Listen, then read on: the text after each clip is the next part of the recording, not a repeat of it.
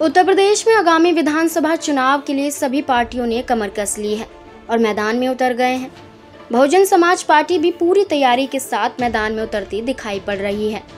इस बीच BSP supremo Mayawati का एक पुराना इंटरव्यू वायरल हो रहा है।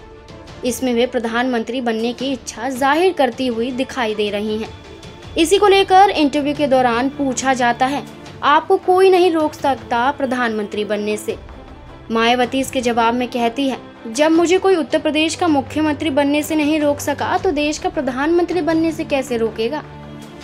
इसी दौरान आगे पूछा जाता है कि आखिरकार दलित की बेटी का नाम प्रधानमंत्री पद के लिए आ ही गया।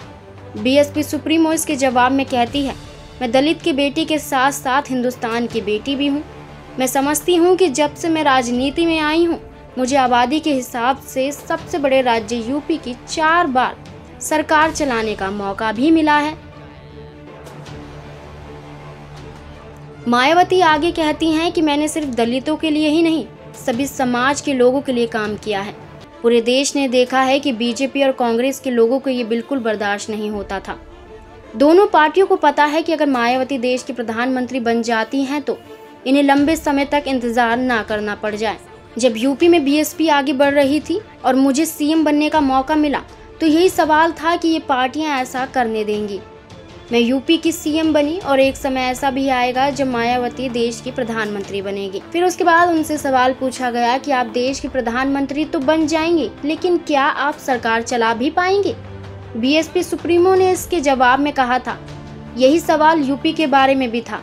जब मैं सीएम बनी तो आज़ादी के बाद से सबसे दुरुस्त सरकार हमने दी है। मेरी सरकार में कानून और व्यवस्था बिल्कुल अच्छी थी। यूपी के कोने कोने में आम जनता से पूछोगे तो सब यही कहेंगे कि मायावती ने सबसे अच्छी सरकार दी है।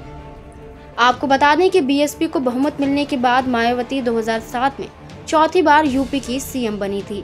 हालांकि साल 2012 में यूपी की जनता ने समाजवादी पार्टी को चुना और मुलायम सिंह यादव के बेटे अखिलेश यादव को सीएम पद सौंप दिया। इसके बाद 2014 के चुनाव में बीएसपी एक भी लोकसभा सीट नहीं जीत पाई, लेकिन 2019 में बीएसपी ने 10 सीटों पर जीत हासिल की थी। Subscribe to our YouTube channel and press the bell icon to get the latest updates.